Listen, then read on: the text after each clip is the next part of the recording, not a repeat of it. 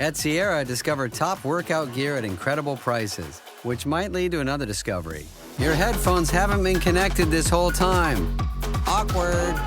Discover top brands at unexpectedly low prices. Sierra, let's get moving. Welcome to 4Kids Flashback.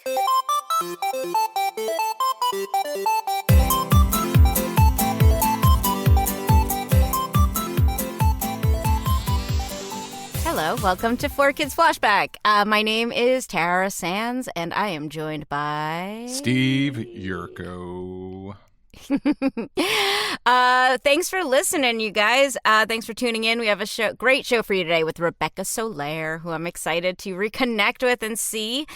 I have a favor to ask you guys if you're listening. And I don't like to ask favors. Steve, should I ask them a favor? I don't even know what this favor is, so I think you'll be on board with it. Okay, I'll give my judgment afterwards. Yeah, you judge the favor, because I don't think it's like a heavy lift. I don't think it's like a big ask. It's not like help me move. Oh, Steve, you must get asked to help people move all the time because you're tall and strong. Surprisingly, no, it has not happened. I did have a nightmare case of like I wasn't asked specifically, but I thought I'll help out, and it was like, wow, they are not prepared at all. You know, I am useless in helping someone move. I'm good at packing boxes, but I'm not good at lifting. No, there should be that's the thing. That's a whole nother portion of moving. Like, you know, I think that's valued, someone who's able to do all that. But I like to organize stuff. Yeah. That I'm happy to do. Anyway, you guys listening, the favor I have to ask is we're trying to figure out how to get like the word out about this podcast. So we need your help to do that because it's such a niche show, but I know there's a good fan base there because when I actually get to go to conventions and talk to people, I can see their eyes get excited because they're, you know, this is part of history. Like, you know, they're anime people and they want to know about this time in anime history and or animation history too. And I need your help to just spread the word. Something really easy to do, and I know it sounds silly, but if you are listening on like Apple Podcasts or Spotify, if you review it or just even rate the show, that does help. If you tell some friends, not everyone's podcast people. You know, I've seen this kind of like learning curve with podcasts. Like sometimes I tell someone it's, like go on a podcast app and they're like, I've never opened that. So help us to like teach. I don't know. I'm a podcast junkie anyway, so I'm always pushing podcasts on people. But we appreciate any support you guys. You know, if there's a big social media influencer that you think would like the show, and maybe they'll help us plug it. Like we just want to get the word out because we love doing it. We want to keep doing it, but we also know that it's hard to spread the word, and we are very grateful for the listeners we have, and that's not nothing, but. Let's blow this thing up, you guys. Yeah. I mean, and it's as simple as, I don't know, just, you know, whichever social media you're using, like sharing it, you know, and, you know, commenting, replying, you know, it's, that's what helps. Yeah. And tell us only nice things. Only the nicest things. Only the nice things. Now, you can listen. We want to hear if you have honest feedback, you can email us at 4kidsflashback@gmail.com or go to our speak pipe and leave us a message and tell us you hate us. That's fine. I mean, if you're hate listening, it still counts as a listen. Yeah. So we'll take it. Favor. I was just telling Steve this is going to air in a few months, but I'm going to Houston this weekend, and one of the funny things is that I'm doing a Pokemon panel, but there's also a gun safety panel, which is freaky to me. Best gun safety is digitally replacing them with lollipops, with super soakers and pop guns and lollipops, and. But what I'm super super psyched about, I'm going to Houston this weekend, and in one of the other guests is the Japanese voice of Ash Ketchum. Oh. And I have never met her before. I am so excited to meet her. I hope I get to. Like, I don't know how big this convention is. I mean, I'm assuming, yeah. Oh, it's far out. What's their name? Rika, I believe Rika. I don't want to get it wrong. Let me say it. The actress is named Rika Matsumoto, who plays Satoshi, which I guess, you know, a.k.a. Ash. I wonder if in Japanese, like Ash Ketchum, like catch 'em all, I wonder if it's a play on words the last name in Japanese? I'm sure there's plenty of Pokemon fan sites that have that answer for us. Probably, but I don't know, like, if it's like a big pun culture. Like, we're so big on like puns. Oh, it is. It is. Okay. There's so many anime that are tough to adapt because they're very the comedic ones are very words pun-based. Yeah. So I love knowing that. Yeah. No, but for sure, no, they love that stuff. They love the yuck. They love a pun.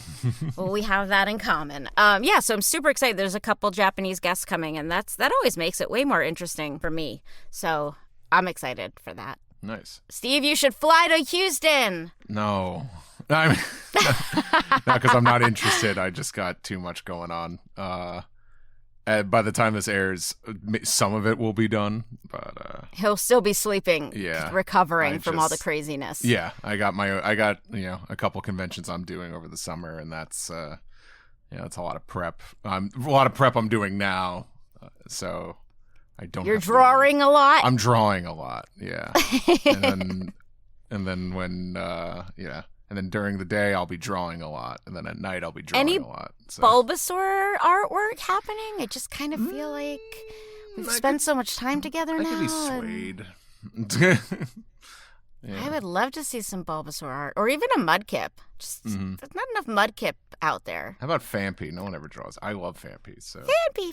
I like Phanpy, too. Well, Larvitar is a cute one. Abby Trott, who's on Demon Slayer, loves Larvitar. She's a stan for Larvitar. Well, our amazing guest is in our waiting room. You guys, before we let her in, check out patreon.com/4Kids Flashback to get episodes a week early, ad-free, blah, blah, blah. And we will be right back with Rebecca Soler.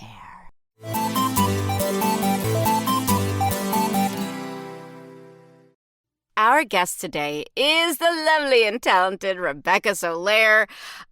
Rebecca appeared, we're going to try to get all these credits correct, but she appeared on Magical DoReMi at 4Kids, Pokémon, G.I. Joe Sigma 6, Tai Chi, Chasers, Dinosaur King, Viva Piñata, Ninja Turtles, Chaotic, which is a show we know so little about. We're hopefully going to find out some more. Yu-Gi-Oh!, probably 80 other things. She is a very, like so many people we've spoken to, Rebecca is an audiobook narrator and also has a musical theater background, like so many of the actors at 4Kids. And I have been lucky enough to be on stage with her. So it is... What a fun reunion. Welcome to the show, Rebecca Soler. Oh, thank you, Tara. It has been a minute since we were on stage together, but it was super We were playing fun. teenagers, and I'm going to say that we both still look 15. I'm going to just go with that. You're going to say that, yeah, super generously. Thank you. This is an audio recording, God, and they can just imagine. But, I mean, that was so, we got to we workshopped, and I think even did a production of a show a long time ago. We were cousins. Yeah. Right? Cousins, besties. Oh, Yeah. So silly and fun. We'll break into song later, but Rebecca, I don't know, like, your origin story, which is so weird. I mean, I must have at some point, but I don't know, like, your path to getting into voiceover stuff. And because even though we knew each other, we didn't overlap at 4Kids. So, Yeah. which is so strange. That is so strange. So I guess my origin story is, yes, I went to school for musical theater. I went to Carnegie Mellon, graduated, moved to New York. And it's not a duplicatable origin story, but a good friend of mine was good friends with Michael Sinner Nicholas. Aww. And he and I hung out one night. She was doing a seminar, giving the seminar, and it was like how to be paid to proofread. And oh no, you froze. So Michael recorded it for her so that she could see if it was, successful. I think it was at the Learning Annex. And then after, the actual event, Sue and Michael and I went out to dinner and just, I never met him. We got along instantly. We were laughing, having a great time. And at the end of the night, he looked at me and he's like, "Can you do an 8-year-old girl voice?"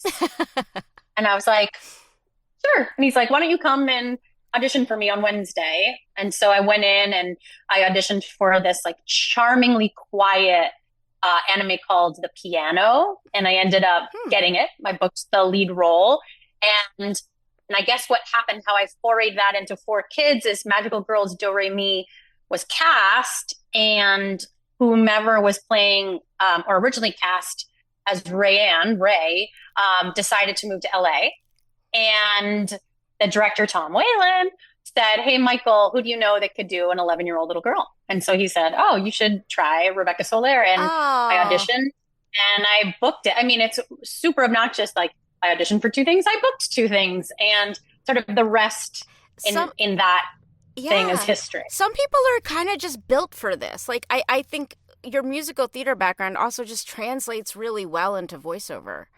So I'm a big believer in that. I think like people that have musical backgrounds in general, their ears are more attuned to like different tones and paces and rhythms. And then also, my father's from Cuba.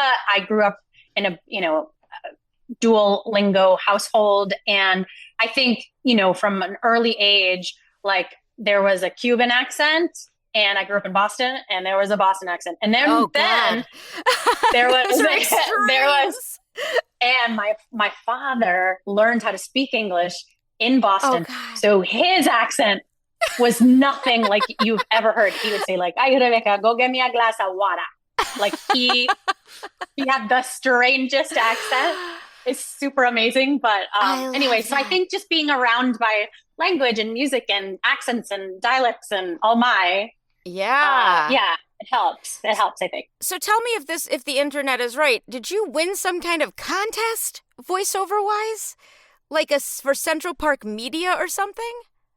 Oh, yes. Outlanders. I'm very proud of myself for actually remembering this.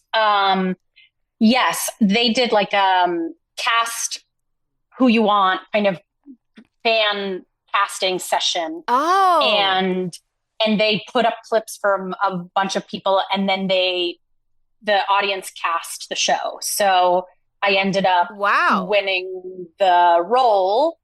Please I don't remember the name of the character, but I do remember the show. Wait, so and Tom, once again, was my director. This must have been like early internet days, though. Yeah, it was definitely early. Okay, it looks like you played Batia, possibly. Yes. Okay. Yes. Steve, that sounds familiar. Is this a show you know, Steve? No, but I've seen a lot of, a lot of people that were at 4Kids. A lot of these voice actors are in it, so it's come up a lot, throughout the show. At least not in conversation, but when I look stuff up, I'm like, oh yeah, but I don't know anything. Yeah, it was fun. I didn't know what I didn't know. I just kept on like going in. Like, what I find glorious about voiceover, and you know this, Tara, like when you go to audition in person, there's so many other elements that they're judging you on. Your height, your look, your, whether or not you or stage. Yeah. Right. Yeah. So do you look like the other person they've already cast? Could you guys work together? Whatever. And what I found when I first got into VO was what was so freeing was that it really ultimately did not matter. No one would ever see my face. Mm-hmm. And I would just make sort of a quick decision because you never get the copy that early, so you can't overthink it. So it's given to you. You go with your gut, you make a choice, make it bold, and then you send it out into the ether and you forget about it until someone says, "Oh yeah, that thing, we're going to hire you for it." It's so hard for me to talk to you without waiting for you to break into song. I keep waiting for it to happen. Yay. If I'm lucky. Okay. So what did you think of like this dubbing process? Because it is weird for your first voiceover job to picture and having to like match lip flap and the tediousness of that, as opposed to thinking, "Oh, I'm going to make a cartoon," It was really interesting, and thankfully I was working with Michael, and he is, so gracious and kind and patient. And, even when my little, inner saboteur, to quote RuPaul, my inner saboteur was saying like, "Rebecca, what are you doing? That is, moronic. That was a terrible choice." Michael was like, "This is the best thing I've ever heard." He was just the nicest. He is so person. Positive. Yeah. He's so positive. And now that I've had many, many, many, many, many directors, I have subsequently learned that Michael also is quite verbose when directing. And I one session with him, because I can't remember if it was like 5 episodes. I don't remember. But one episode, I had to say something like, okay. The word just okay. The line was okay. And Michael was like, okay, you're conflicted, but also you're hopeful. And then also, there's this moment where you're thinking, is this true? Is it not? You're doubtful. And so give that to me. And so I was like, okay. Like I think I said, okay, 42 times. And he kept on giving me direction just because he's trying it out. And at one point, I forgot what the word okay like meant. Even, you know, you forget it. And so then I just stepped to the back of the booth, and there was like single tears coming down my face because I was like, I must be doing this wrong. Like, I don't know what I'm doing. I can't say the word okay. I can't say the word. And then he goes, wait, oh, are you crying? I was like, no, I'm not crying. I'm trying to regroup because I think I'm not giving you what you want. And he's like, that's it. Out of the booth. Let's grab a beer. And we had a beer. And then we got back in the booth, and he's like, you're overthinking it. And also maybe I was giving you too much direction. And I was like, because the line is just okay. It's just the word okay. And I couldn't figure it out. But with the flap, I learned from stealing from my colleagues. Like, you work with Mark Thompson, you work with Darren, you work with any of them, Eric, and they're rock stars. Yeah, they're rock stars. And the biggest tip that I learned was that I could make other noises other than the actual words. Meaning, like, instead of saying, "Are you kidding me?" If there were like rando flaps, right? I could be like, "Are you kidding me?" And it was just the ability to be like, to make noise, to be able to make it natural sounding too. Like, to me, without the way that anime is scripted so tightly, it doesn't always leave room to sound natural. And I love if I can add an or an or whatever it is, even if it's off camera, just to give it life. But stylistically, that's not always how it works, or just because a writer feels locked in to match every flap. And I think just observing my peers and learning from that crew at 4Kids, that, let's face it, at that time, they were like the lords of this. They were cranking, they were doing great work, and I was just a sponge because, coming from that musical background, like, I was exact. And I actually sang opera when I was younger. So it was like, if you cut off on 3, like, you enter exactly. And so I think I was too much of a good, efficient student, maybe at the beginning. Right. And then allowing myself to be messy and to have like less formal diction because I was like, I must match flap. And that's so therefore, opera. That's your opera background. Yeah. So I was like, get this crap out of here. And it was just watching them do what they do really well, Well, what's so interesting, and I hadn't really put this together before, but so many of us do audiobooks, like Mark Thompson, Jonathan Todd Ross, you, me, Veronica Taylor.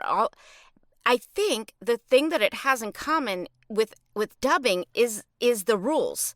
Like, I don't know, for those of you listening, we are not allowed to add an anything to audiobooks. Audiobooks are so... You get a pickup and they're like, this word was slightly slurred, and you're like, but I was acting. But everything has so maybe that's why these two things translate. I think so. Also, you're used to fully embracing a bold vocal choice, right? And in audiobooks, at least how I try to approach it is, I try to, even if it's third person, try to make everything sound like it's just one long monologue, so that it feels lived in. And then I pretend that I am the various other characters. Obviously, someone like Mark Thompson that has like a billion characters that he can just his ego come up with. We talk about him and praise him so much. I don't even think he listens to this. His ego would be out of control if he heard all the stuff we say about him. Well, for the longest time, he's the best. And there was a period of time where he was my lucky charm. And if I walked into an audition room and he was there and I was there, I'd be like, we're going to get this, Mark. We're going to get this. And sure enough, we did. Like Viva Piñata, we were both in it. Chaotic, we were in it. Like Zexel, we were in it. There was a period of time where I was like, I'm ride or die with Mark Thompson. And I'm just going to try to absorb what he does. So I think to get back to the audiobook thing, I think that what we can do is create in our brains fully realized characters. And then, the musicians and a lot of us, I mark up my audiobook scripts like, I'll say like sotto voce, or I will say, like crescendo pace. Like I'll write little notes for myself that mean something to me. And then I just kind of like even give myself a breath mark and it's all, I don't know. They're very complementary. The difference being one is a sprint and like not even like a 100-yard dash and the other is the marathon, you know? So it takes a different kind of patience level to go from chapter 1 to the end, Yes. It's like I love doing it, but it also feels like the bane of my existence. Like the first day of a new book is it's always like first day of school jitters, because you're like, oh, is this a good one? Is it gonna flow? Like the better the writing is, the easier the book is. And 100%. Not every book is written very well. Correct. And people are always like, oh, Rebecca, how'd you do your career? And I was like, listen, I go where the yeses are. I will, and I got more yeses in voiceover. And I mean, to be candid, it started being far more lucrative to stay in town and do voiceover gigs than to go do, Guys and Dolls in Ohio. Right. Like it just, the musical theater, while I loved it, it didn't, I don't know. The voiceover was such an interesting new way of approaching my acting career. And it was always new material and always cool new stuff. And there's just such a great community of people. The 4Kids community is just honestly some of the most talented humans I've ever worked with in any capacity. And so it's just, and they're such good-hearted people too. So it makes it super fun to go to work.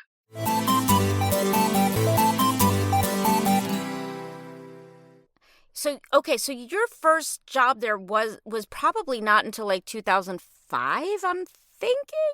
Yeah, I think so. I think that was DoReMi. And then after that, I can't remember if Chaotic came first and then Viva Piñata. I think Chaotic was probably at the end, but I could be wrong. Right. I don't know when they recorded though, because again, that was new animation. So it's harder to know the order of things when things have to be fully animated. But yeah. And you know, what's so funny is I also at that point, I think I was in, I took over for somebody for Tecna. For a while, I was somebody for a while, I was like somebody just left, Rebecca. Can you voice match this human?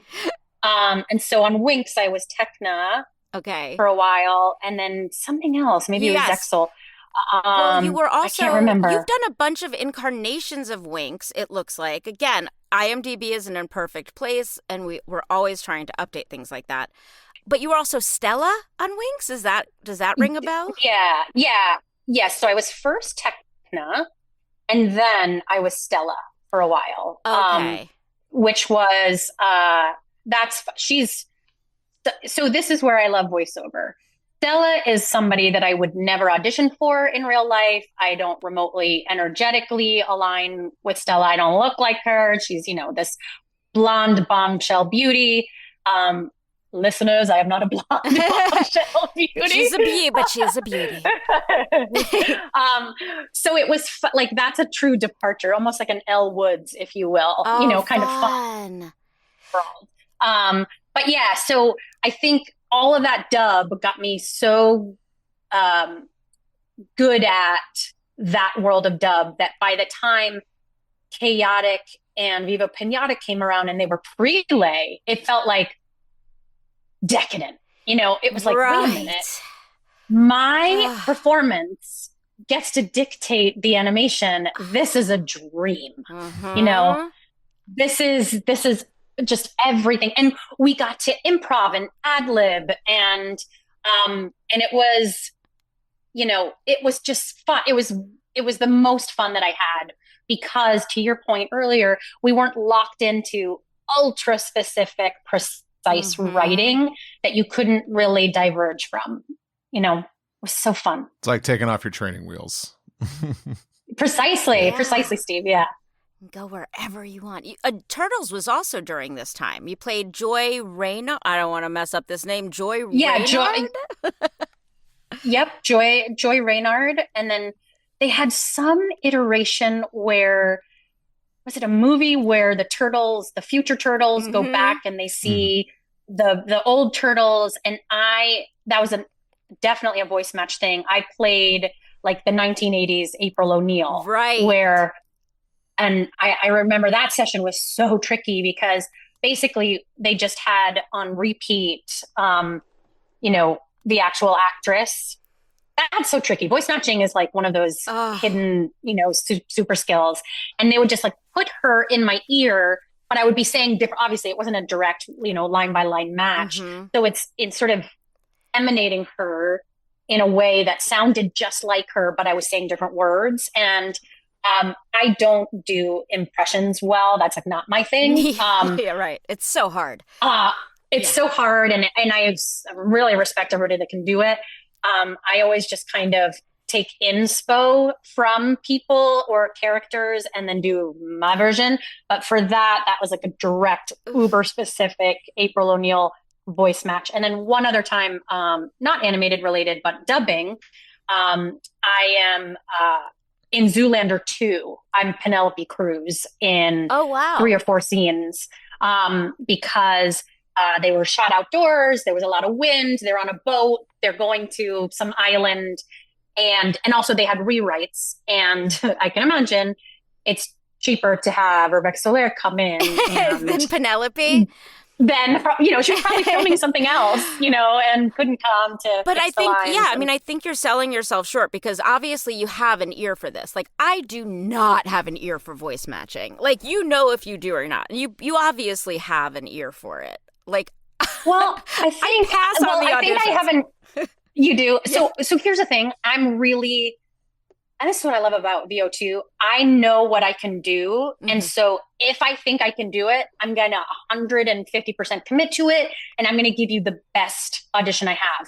But if I don't think that you're going to hear me at my best, not only do I pass on it, but I'm like, you know what? I remember this. There was this huge campaign. Oh my gosh, I can't think of the insurance company that used the Peanuts characters. Oh, yeah. I know. Aetna, maybe, or one of those. Yeah. Yeah. And so. MetLife, I think that's MetLife. Yeah. That's what it was. Thank you, Steve. And so my agent, Sherry, at Innovative was like, listen, can you do, who was it? Was it Lucy? Can you do Lucy? Well, you sound exactly like Sherry right now when you did that.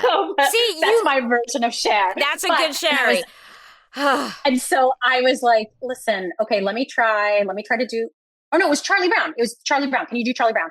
So I was trying to do Charlie Brown, and then I wrote her right back. I was like, let me see if I think I can do it. Because I didn't want to meet that ad agency giving them not the right audition. I wanted to meet them when I was going to kill it, and then they could decide.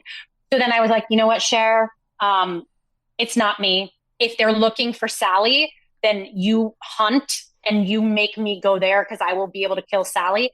I said, but I was like, do you know a girl named Emmeline Morinelli? And she was like, I do know Emmeline Morinelli. She's one of my clients. And I was like, she's going to be your Charlie Brown. She's going to knock it out of the park. She's going to give it to you. And then Sherry's like, you're the only person I know that says no to an audition, but then casts somebody else. And I'm like, look, there's enough work for all of us. And like, I am cilantro. You either love me or I taste like soap. But I can't pretend to be cinnamon. Like I could try I get it. to put cinnamon on, but you're going to see my cilantro leaves sticking out of the armhole of the cinnamon costume. Like I'm not that person. So I can say definitively, this is what I do really well and I'm going to fight for it. Or I'm going to say, I know like 3 cinnamons that would be pretty awesome for this. And you should talk this to is them. exactly like what we're so similar in this way. I always say that too. Like, I mean, maybe not when the robots take over, but I'm like, there's enough good people. Like, so we had, I don't know if you remember this. You and I had this happen a few years ago with a Minecraft You book. gave me a book. Yeah, because I started you reading sent it to me. and I was like, this is a Hispanic character. I obviously cannot do this. And I think Kevin that was so suggested. Awesome. Well, yeah, Kevin Thompson. Yeah, and then he was like, I don't know if he said your name or I said I don't remember exact. I don't want to take credit for it completely, but I was like, that's a great choice. Like, definitely, you know. But what's so funny is if you lead your life like that. So he's like, don't worry, Tara, I'll get you on the next Minecraft book. It ended up being a 3-book series, and that I wouldn't have gotten. Yeah. If that. So I always say, like, put that good out there. Like, don't try to take 100%. everything that's not right for you. And then the right book came along. Like, you have to trust. I'm not a woo-woo whatever, but yes. You got to kind of trust a little bit. Like, I think so. And honestly, it's a testament to why 20 years later, we're still in this game. So I did something similar. I think it was last year. An author really for Scholastic really wanted someone of Jewish descent. And the Scholastic knows me, and they're like, Rebecca, this is a very random question, but are you of Jewish descent? And I was like, I am not. I said my not biological grandfather was a Holocaust survivor. And so I grew up in a household that celebrated both Judaism and Christianity. I said, but I am not actually You're honorary. Jewish. I grant you honorary citizenship. But I was like, if you need someone, because I was like looking through the copy, and I'm like, do you know Meredith Zeitlin? So go check out Meredith Zeitlin. And so she ended up doing the book. And it was like, again, the same thing, Tara, where I was just like, this is not right. And I did say, like, if you get stuck and you can't find anybody vocally that matches, I will tell you, like, I'm adjacent, but I think this person will service you really, really well. And sure enough, she booked it and did a fabulous job. So that makes me happy. Okay, I'm going to get back to 4Kids stuff and ask the questions that I think some of the fans will want to know. And no pressure to remember this kind of stuff because I know it's a long time ago. So Dinosaur King, you are just credited as additional voices. Do you have any idea who you played on that show? No, that is definitely what used to happen on that show is that they'd be like, hey, Rebecca, you're in anyway for this booking. Can you stay another 30 minutes? I need you to be this random person, this person, this person. Okay. And I never was told ahead of time, never was there an email like, Rebecca, you are booked for Dinosaur Kings. They pull you in. Yeah. They pull you in. I made some silly voices. The script was there when I arrived. I said the lines. The script remained. I walked out the door and I said, bye guys, love you, see you next week. So I truly have no idea. That's so funny. Who I was. Yeah, most people, that's a show where we really don't have very clear credits.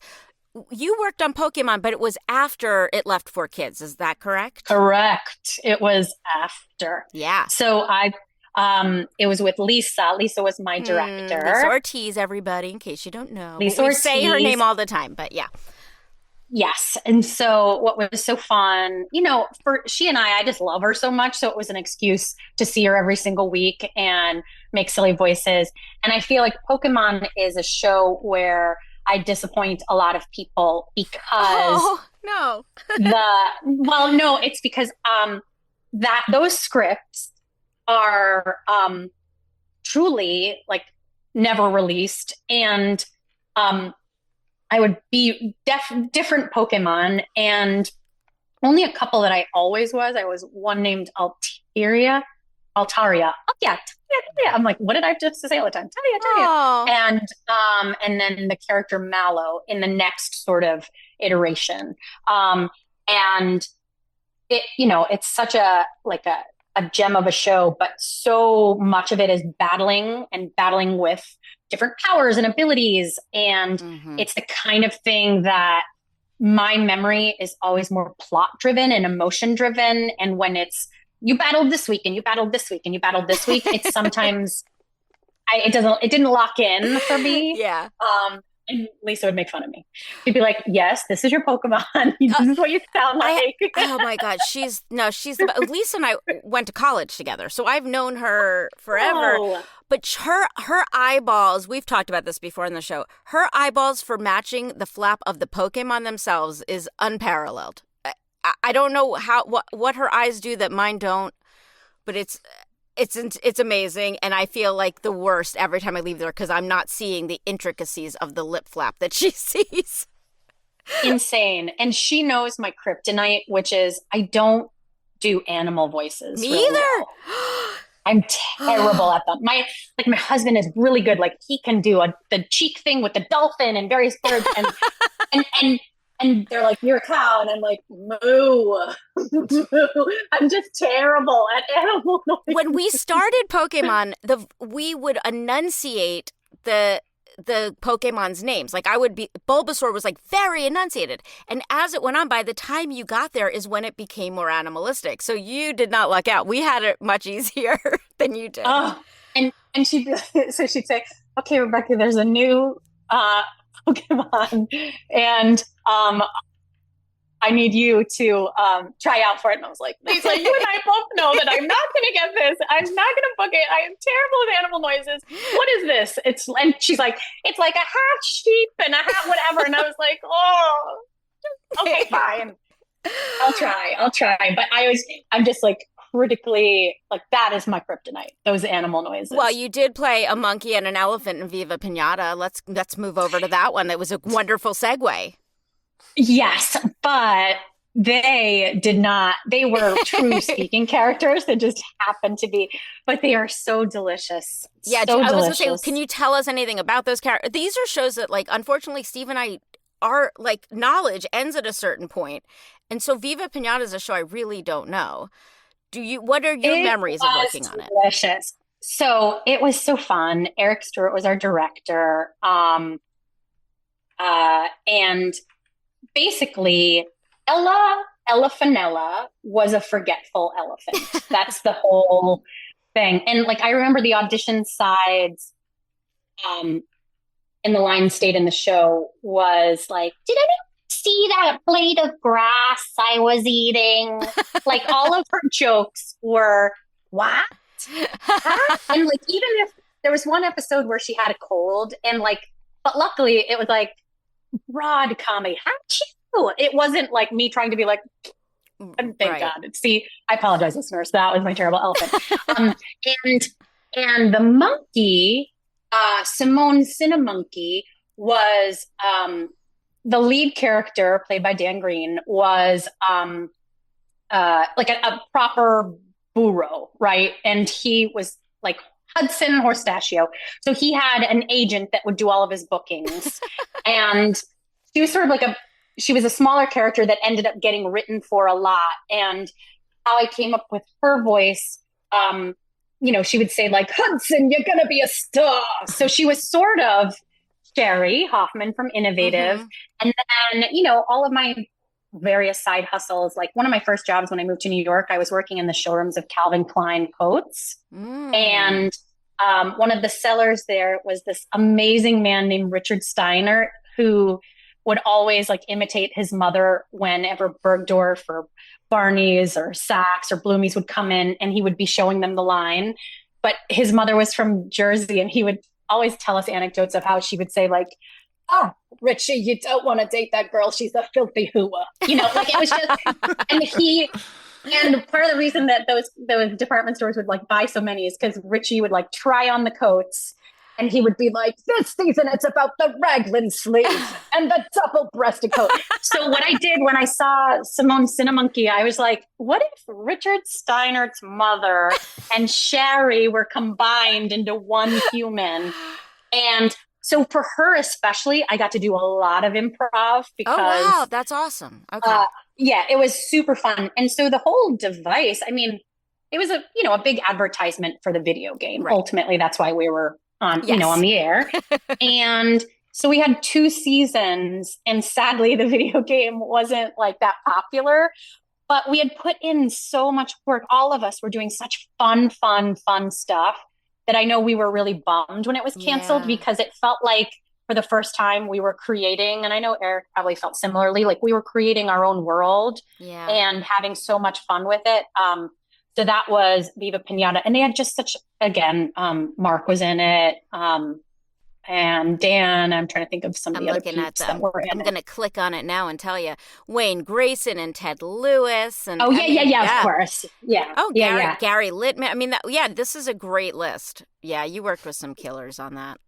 Yeah. And it was fun because oftentimes we were still recording by ourselves, but they would book us like back to back to back to back. So like I would always find myself coming into sessions like 15 minutes early and just on a squat and, watching them and laughing. And it was just like a really good time.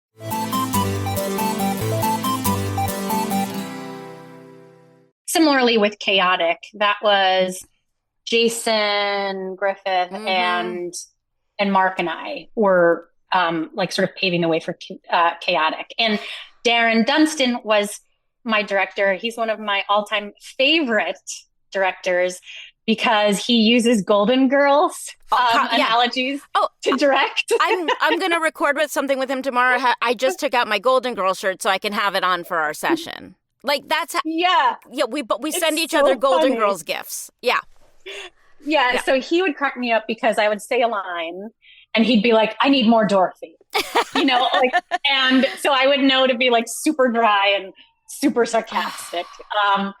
And it just like, it was just some of the most fun creatively that I've had. You must tell the Darren that I love him. I will. He's the best. Well, let's jump to Chaotic. I had some other questions, but since we're on Chaotic,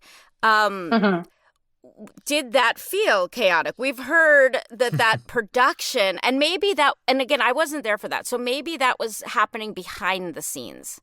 We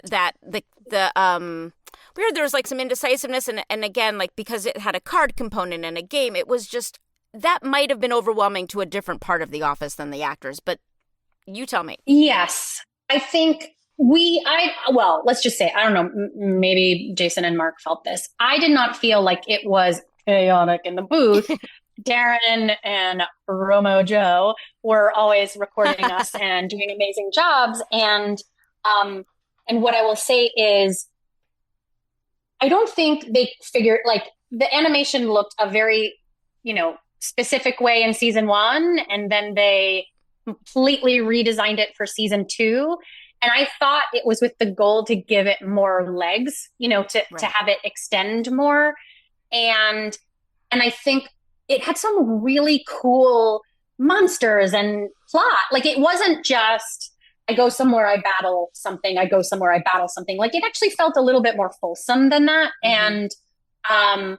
And so it had more character development than that. And I thought it was a fun show to work on. But I think it was clear that the overarching vision for the show maybe wasn't, the foundation of it wasn't sound enough to know where they were going. So, and I can't even possibly in any way understand, I'm sure the juggling of all the various, merch and what they were trying to do kind of maybe muddied it on the creative side. Right. The scripts themselves were, I thought, well written. But as for like the look, the feel, even our promos were sort of vastly different in style after a while. So yeah, it was figuring itself out. And I mean, I think what happens too is shows don't get a chance to figure themselves out. So maybe it's season 3 that it hits its stride, but it doesn't get a season, whatever it is. Yeah. I always use like the Homer example, like Homer Simpson, his voice wasn't that voice right away. Like, he found that voice. Things don't get a chance to sometimes breathe. And Chaotic, from what I understand, was just such a huge undertaking that in so many ways. But I'm so glad you were such a big part of it and that your experience was so good on it. So positive. I mean, that creative team, look, they treated me so wonderfully. There was always a reason that I was going down to 23rd Street. And, it was such a big portion of my career. I was getting so many yeses there, and they were so complimentary and lovely. And, I really liked the team there. And again, it's just so much play. Like, you get to make silly voices. Like, is this my job? It was just, and it's pre-streaming. So like on Saturday mornings, I would DVR myself and be like, oh my God, my Saturday morning cartoons. Like, Thea, I'm on Saturday mornings, you know, like they could, you know, back before streaming, like Saturday morning cartoons. Like, that it was appointment television, and I miss appointment television. Yeah. Yeah. It was just like, I mean, talk about, you know, as a kid, I loved Disney, of course, being a singer. And I joked, I was like, one day, I want to have a posable action figure, like because of the Disney posable. And with Viva Piñata, like I had posable action figures. Like it was just so, you know, like it was such a good time. I'm so grateful that I lucked into, I met Michael Center Nicholas, randomly did a little, you know, an 8-year-old girl voice. He recommended me to Tom Whalen, like, and then just the yeses kept coming. Yeah. And I think it's through that lens of gratitude. That's why I say, hey, well, my story is not duplicatable. If I can refer work to somebody else or give them some tips or show them, you know, there's work aplenty to be had, and provided the AI doesn't take over everything. And I think, you know, let's just make space for a whole bunch of people to also get to feel what we feel. You know, it's tricky, right? There's been a true kind of, I always think of it as like before Robin Williams and Aladdin and after Robin Williams and Aladdin, you know, he was I have a 4-year-old daughter now. And so I like watched it the other day for the first time since, you know, I was an adult. And he's absolutely a revelation. I mean, it is just some of he is just like unbelievably talented and creative and joyful. And no wonder if you're a business person that doesn't understand the art, you think I put a celebrity in and we made money. So I'm going to put a celebrity in and we're going to make money and we're going to be and so I grew up wanting to be like Jodie Benson, right? Or Lea Salonga. Names that weren't singing mainstream names, but that were amazing in their roles. Yeah. Right. Yeah. And then I remember like going in and auditioning for Tangled, and like Mandy Moore got it. Like, and here's the thing. When Mandy Moore got it, I didn't cry. I was like, of course she did. Yeah. Well, because it's built-in publicity for them. Because David Letterman will have Mandy Moore on, and he's not going to have you and I on, and that's the bummer of it, because it's not it's not an even playing field anymore. Then it's not just the best person wins, and that's the bummer of it, because Robin Williams happened to be unbelievable doesn't mean that all these other celebrities are going to be unbelievable. Precisely. 100%. And I won't go into specifics of who I think were less than unbelievable. But that's no shade to Mandy Moore. Like, I wasn't hate watching. Yeah, no, she was great. No, it was like perfectly great and lovely. But then when you look at something like, oh my gosh, her name just flew out of my head. Jen in The Princess and the Frog, who plays her best friend. Jen, it's not. I can't think of it. Anyway, okay. She's a layperson, right? And she plays her blonde best friend in The Princess and the Frog. Jen Cody. Jen Cody. Oh, well, she's she's an amazing Broadway actress. Yeah, I remember being thrilled to see her in that cast. I was like over the moon because I was like, yes. And she's so good in it and so fantastic and not a celebrity. And I thought, like, she's killing it. And that meant she had to kill it over every other human that, you know, had some level of notoriety in order to get it. And I was stoked for her for being able to get it. Oh, I love that you just brought that up. That's, guys, go watch her in that if you haven't. Speaking of like singing and all that, were there any roles you did where you chose a voice that killed your throat and didn't realize you'd have to sustain it? Or were you smarter than the rest of us? I'm trying to think. Not in animation, because they generally were within my casting vocal type, but definitely in audiobooks where I'm like, what the F did I just do? Like a male heavy, like war scenes where I'm like, and at the end of the day, the rasp, if you put the rasp on it and you're like, why did I do that? Why did I put the rasp on? It was just a fool's errand, but it was because I was like, I wanted to sound not like I joke because, my type, I've always said, is the Barbie dream pool. You can win, right? Right. And not L'Oreal lipstick, right? Like, I know L'Oreal lipstick. But you can they will walk in the door. You can do it. You're capable of it. Yeah, like if I'm up on the mic, I've had a glass of red wine and I just relax into it. But then, your colleagues that just woke up that way and are so round and so textured, like, of course they're going to book it, right? And so no shade on that. Like, it is legitimately, that is the, that's the cinnamon. Cinnamon came in and was like, or even, it wasn't even like whiskey came in and was like low and, luxurious. And, bubblegum over here walks in. And I'm like, hey. I so get that. And I mean, sometimes like I'll be doing an audiobook and it'll say in her smoker's raspy voice. And I'm like, no, please just say 2 lines. Cause I get that kill. I mean, that just hurt. Oh, I hate it. Okay. I don't want to keep you forever. I want to jump back to Turtles a tiny bit because we didn't talk about your memories of that show, if you have any, playing Joy. It says she was in 8 episodes. Again, this is an imperfect place. Yeah. So definitely, she was in 8. That was a show where even my mom understood that was a show. Yeah. So, like, when I went home to Boston, she could be like, my daughter is on that ninja show, the turtle show, right?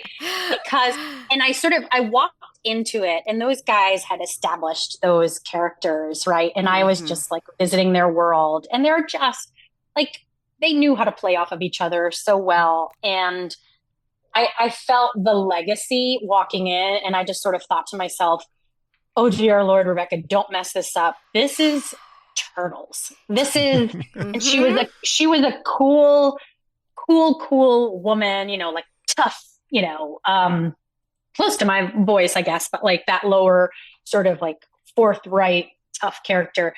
And I just felt like, what have I done in my life? I am in Ninja Turtles right now. This is ridiculous. Yeah. Similarly, I did, a video game for Star Wars. And I was, good God, I'm going to forget. I know I was 2 things. Coel? And then I'm looking at it right now. Coel with a Q, it says. Yeah. The Old Republic. And that's what it's listing. Yeah. And then I did an audiobook that was like a multicast with Mark doing like 17 of the I did voices. This too, yeah. And awesome. It was so fun. And being able to unironically say, may the force be with you. Oh, so cool. I just was like, I'm saying this for real. I'm not saying this like to my friend when they're about to do something like terrible. And I'm like, may the force be with you. Like, I'm supposed to be saying this. My character says this. I was a Padawan. I'm like, I'm a Padawan. It's a moment.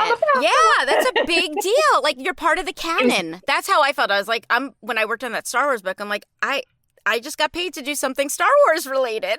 Like, I was psyched. Psyched.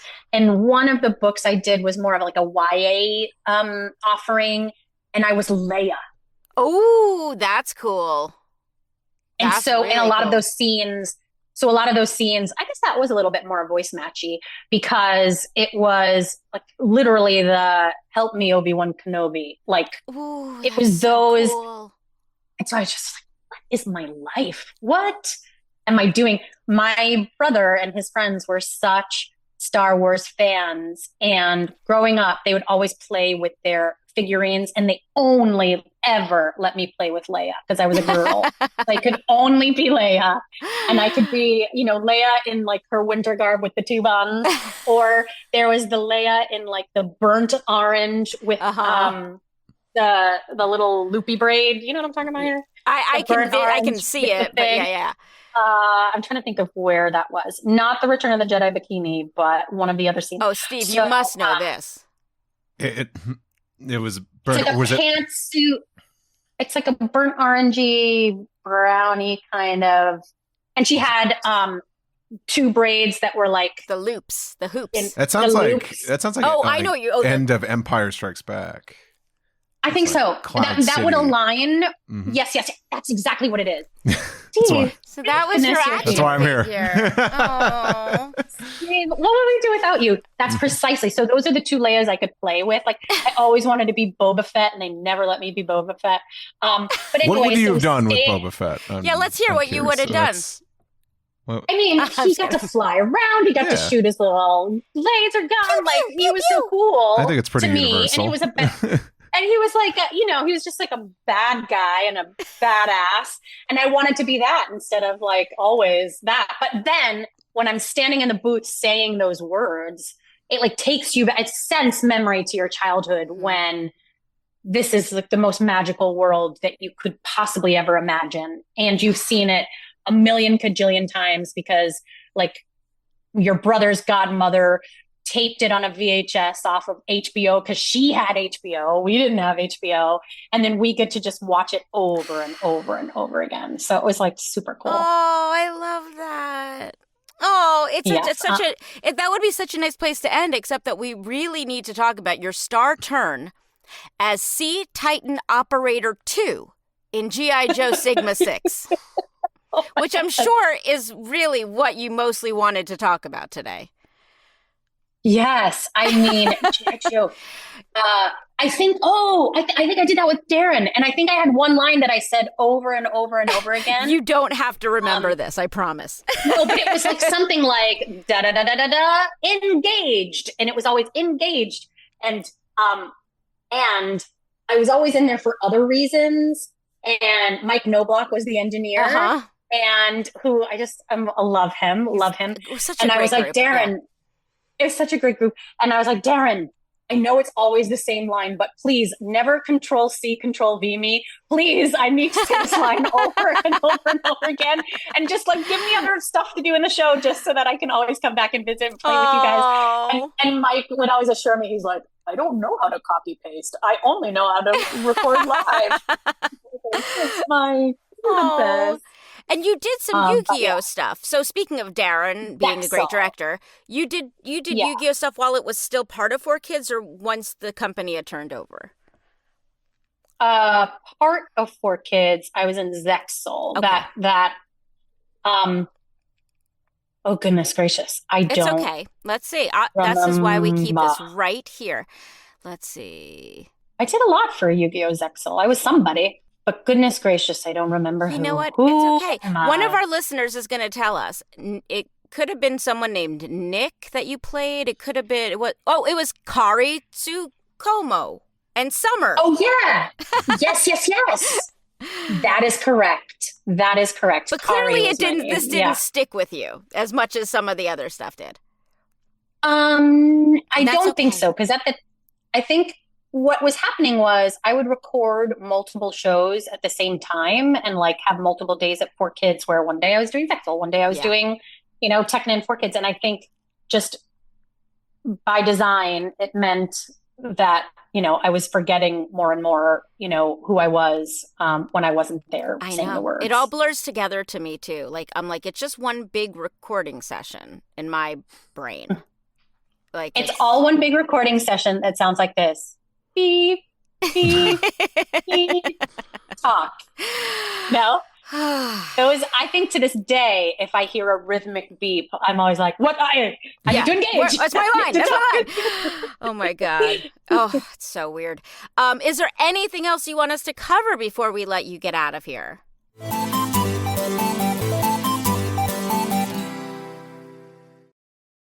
No, I've just been really, really lucky and grateful, and like through the advent of all the various streaming services, there's just like new generations of fans that are like listening and being so supportive, and they reach out and they have questions, and they're just like such a lovely.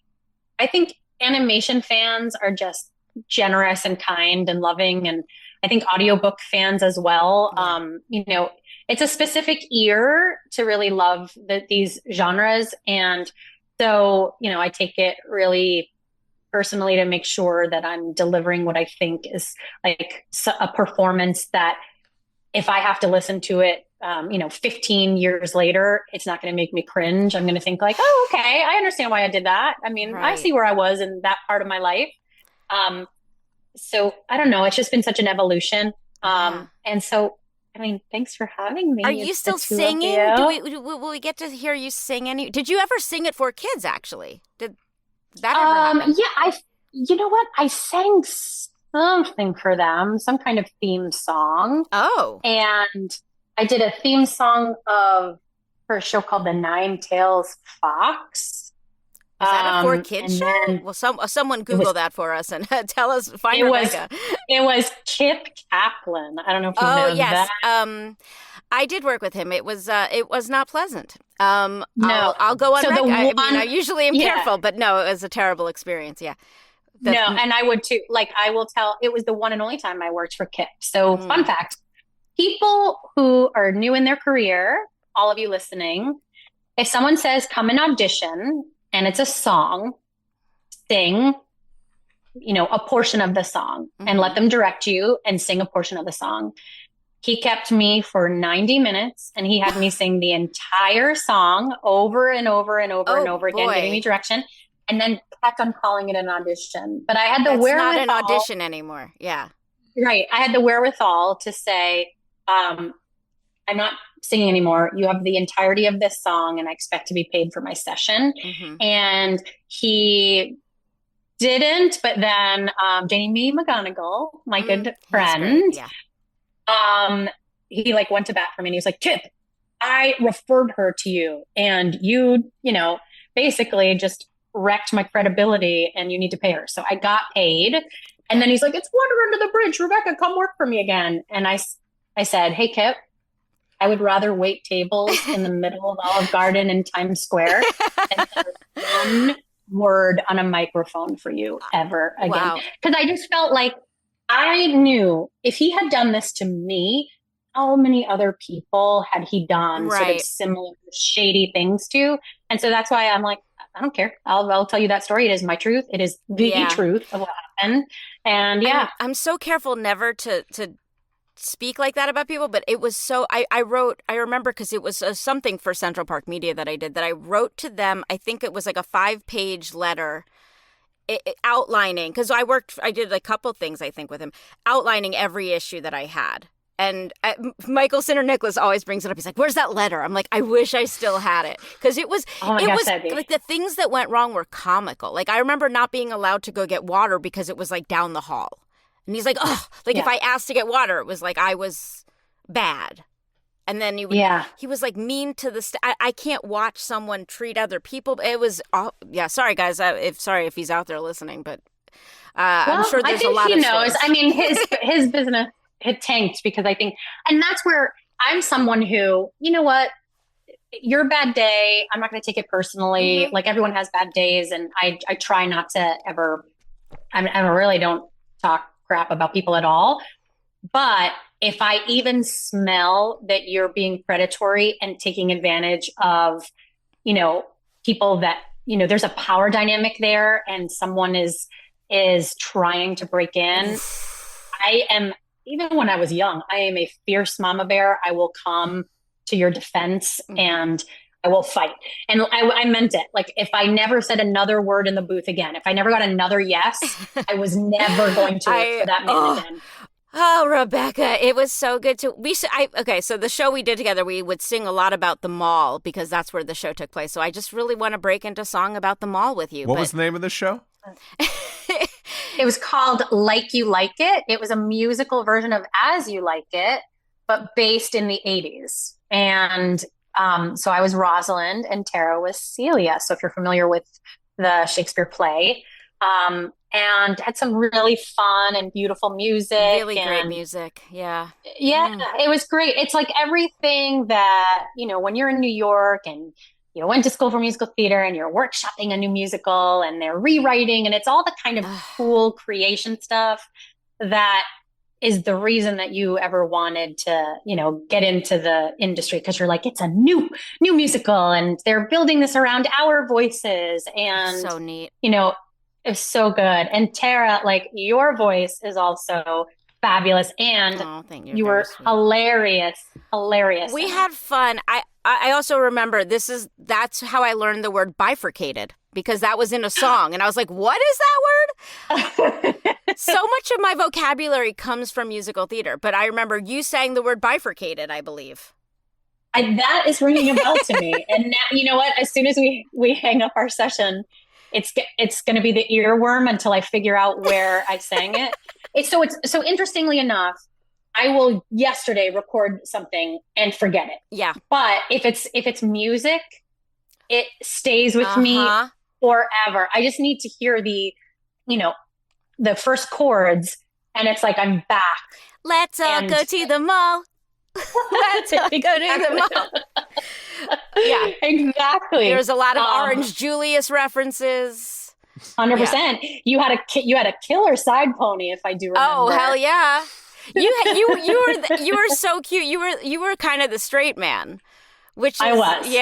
Yeah, which was very sweet. She had a whole love story where she fell in love in chemistry something with chem. I remember there was a lot of chemistry puns. Yeah. Oh, the old days. The old days, and this has been such a delight to go down memory lane. Honestly, what it does for me right now is it's given me just a reminder, full gratitude for my journey. I think sometimes when you're an artist and an actor, you can sometimes dwell on the lulls or the no's or the things that you wish you booked. And I just want to thank you from the bottom of my heart. Like, I've been really blessed and lucky. I've done a lot of really, really fun, crazy, wild things. And taking this time to kind of remind myself, like, hey, girl. Yeah. You did that thing. This has been such a treat. Thank you so much. Yeah, no, you're so talented and so lovely. Where can people follow you and find you? Tell the listeners how to do that. I'm on Insta at rsolervo, and RebeccaSoler.com is my website. And I'm not super good. I mean, sometimes I'm good at updating that, but my IMD is always more updatable. I do a lot of now is a big part of my voiceover stuff. I do a lot of loop groups and ADR for film and television, which is just a unicorn of a job. So a lot of that stuff, it first goes out on IMDb before I remember to dust it off and stick it on my website. I'm going to plug you. Go to audible.com and just type Rebecca's name in, and you'll find some amazing books that she's narrated.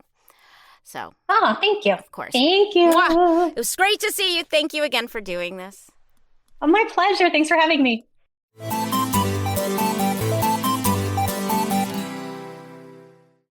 That was super fun, and she is so sweet.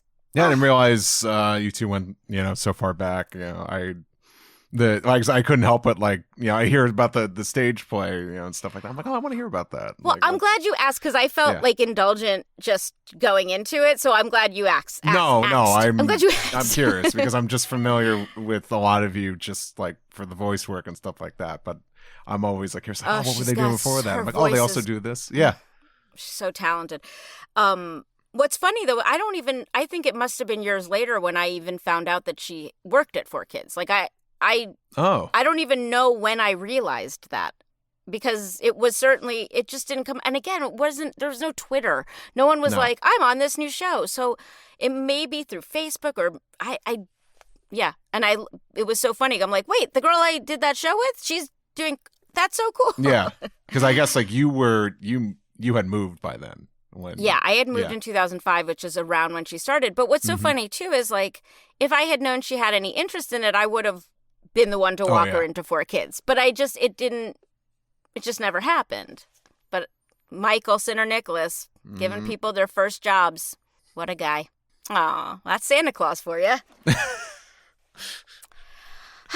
All right. Well, I'm excited that we touched on some shows today that we have not gotten into before. I hope that was I hope for the fans of those shows that do tune in to us enjoyed that. And I think we will often apologize. I'll just say it again. It's that was, some of those shows are, after your tenure there and weren't of interest to me. So. But you have that magical DoReMi tattoo, Steve. So. Oh yeah, across my chest. Big magical DoReMi logo. No, I'm just teasing you. Yeah, that's just another blind spot for me. But and we didn't even get into DoReMi as much as we could have, but she was a replacement on that, so that's Right. always a little different. Was that or on Winx? Now I'm already confused. Both. On both. That's right, both. Again, it's so funny too because we've talked to so many people who moved and got replaced. So it is fun to talk to the people who did the replacing. Because again, it's not. You feel weird taking someone else's job, but it has to get done, and they were Right. not accommodating us if we moved because it was, again, technology didn't exist to make that easy. So, And it doesn't seem, Yeah. I don't you yourself, like you didn't return for certain Mokuba stuff, and Yeah. you're chill with the actor that filled oh in my God. for you, so. Yeah. Well, I always think, like, if it's going to be somebody, you want it to be someone you like. Mm-hmm. Because, like, if it had been, not that I didn't like people there, but I knew Carrie when she replaced me, and I was like, oh, good, okay, cool. Like, if I have to, I'm glad that she has a job. You know what I mean? Like, you don't want some bitch to have a job. You want, like, your friend to have a job. Exactly. You know? But again, there really weren't, in that pool of the people I knew, and there were definitely people that I didn't know well, but in that pool, there weren't many people that I would have been bummed about. Right. So yeah. So that was Rebecca Soler. You can check her out. We'll put links to her stuff in the show notes. Also in the show notes. Oh, you guys, show notes. Yeah. Links to all our stuff. So I won't even bore you with it now. Look at the show notes. Check out the show notes. Hopefully We're they just work. going to plug the show notes now instead of the stuff. That's all we're going to do.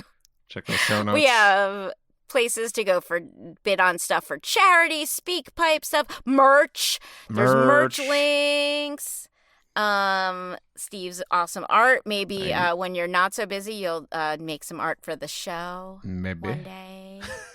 I know. I just keep bugging him. Well, thank you guys for listening. We will catch you next time. 4Kids Flashback is a production of Maji Media, hosted by Tara Sands and Steve Yurko. Producers are Zach Logan, Tara Sands, and Steve Yurko.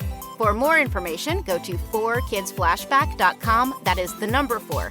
And if you worked at 4Kids and have a story you want to share, please email us at 4kidsflashback@gmail.com. You can find us on social media at 4Kids Flashback, and to listen early and ad-free, head to patreon.com/4kidsflashback. For podcast merchandise, find links on our website and Linktree. As they say on every podcast, if you liked this show, please subscribe, rate, and review, and tell your friends, or 4. If you want to check out other Maji Media podcasts, go to maji.media. Thanks for listening.